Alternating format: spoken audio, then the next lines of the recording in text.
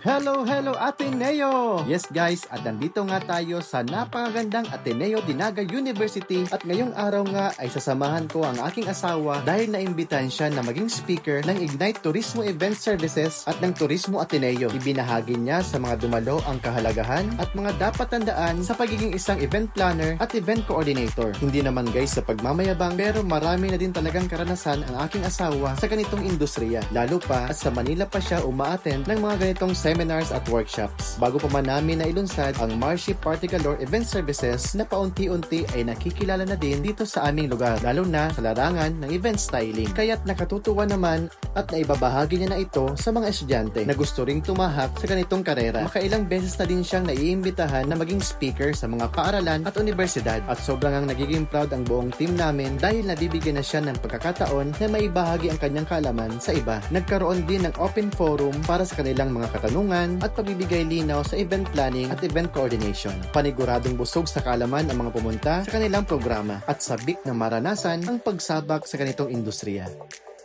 Muli, maraming salamat Ignite Turismo Event Services, Turismo Ateneo and Ateneo Dinaga University. Congratulations!